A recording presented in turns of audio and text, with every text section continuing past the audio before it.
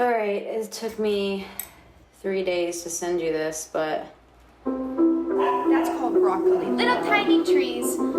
sorry. I was in a depression, but I'm trying to come out of it now. Hi, welcome to Depression Kitchen. I'm your host, Hannah, where the recipes are made up and the title of the show changes every time. I'm coming to you hot from my potatoes that are in the oven, my messy kitchen, and Dolly on the fridge. Happy 75th, my girl. We are making focaccia. I've always wanted to make focaccia. We saw how my last bread video went, so I'm really nervous. Okay, like it's not bad. Oh no. So I'm somewhat hopeful. I researched 2 different recipes, one with my girl Samin Nostrat from Salt, Fat, Acid, Heat. Come with me while I get the bread started tonight, and I'm gonna let it do its thing overnight, and then hopefully we'll have some tasty carbs tomorrow to eat our feelings and sit and watch Netflix and stare into the void. Because, I don't know. Welcome to Depression Kitchen. Let's cook.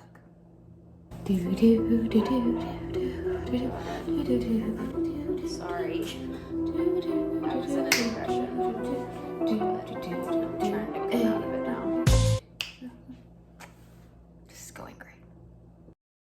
Step 1 of Depression Kitchen is to clean the area of your kitchen that you think you're gonna work with. So that involves pushing everything out of the way. Let me tell you, the food is bomb, but the dishes are bad. Also on Depression Kitchen, we love to multitask because who knows when we're gonna have energy to do anything ever again. So we got potatoes, and that's called broccoli. Little tiny trees going in the oven. That's gonna be dinner. Is there gonna be more to it? Who knows? Probably should have gone to the grocery store today, but didn't have the energy. I should be drinking alcohol. Our stuff all set up. I'm using local Southern Clover honey. You can follow them at Ames Hot Southern Honey on Instagram and Facebook. Not sponsored, but open to. Or cornbread. Cornbread would be good with this.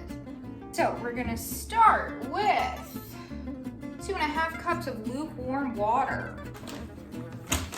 Half a teaspoon of active dry yeast. Sprinkle it in the water. Ooh, yeah, smells yeasty. Mix it up. Just like your emotions every morning. Let's check on the other thing. Ooh, potatoes getting crispy. Broccoli, doing great. That's gonna chill. I know what I'm doing. 5 1/3 cups of flour. Ding, ding. And at this point, we think, is it really worth the effort? There's flour all over the counter. Maybe. Okay. We were so close. And that isn't representative of my mental state. I don't know what is. Just close enough, but ready to overflow at any point. Okay, 5.5 cups of flour. 2 tablespoons of salt.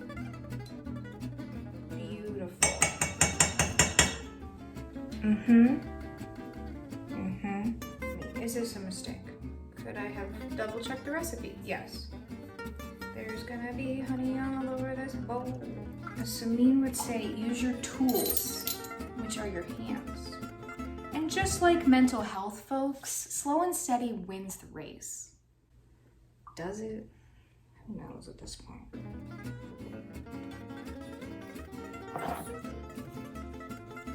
Watch the video again.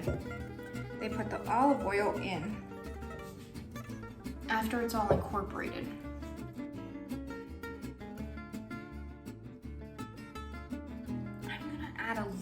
water.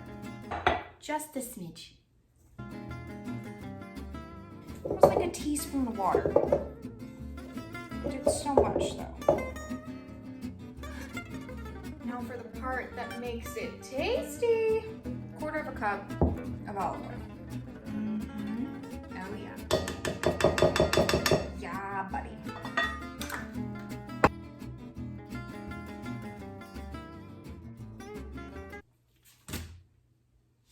So the bowl is twice as big as the dough, which is important. It goes covered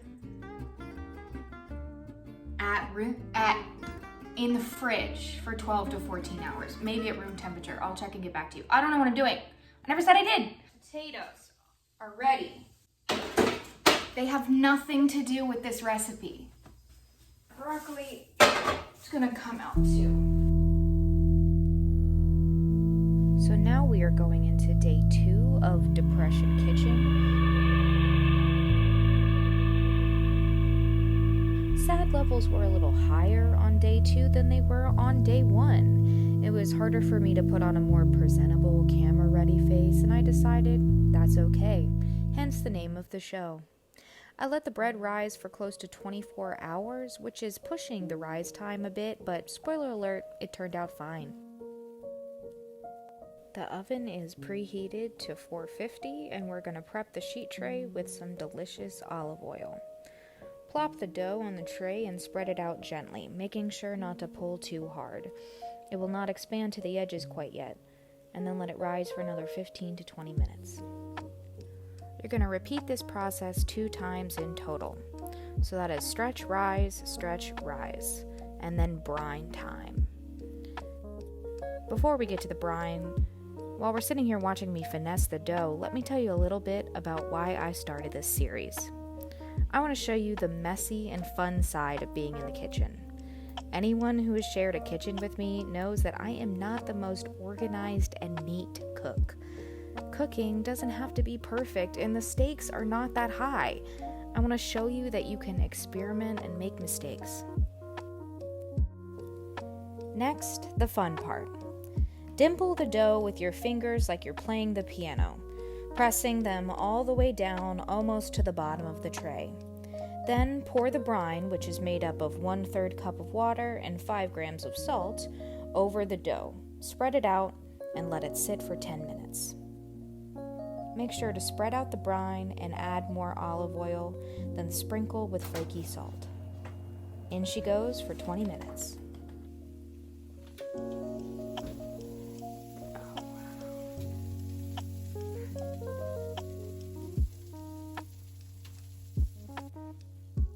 I think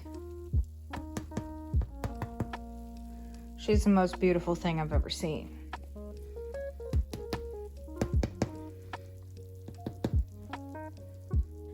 Cooking and baking through this personal pan pizza has been a roller coaster for me and my mental health. At the beginning, I coped by putzing around the kitchen for hours, throwing together dishes full of random fridge rations and filling my sink full of every mixing bowl I owned. Now, rolling out of bed and grabbing an Uncrustable is sometimes all I can manage. It could be saltier.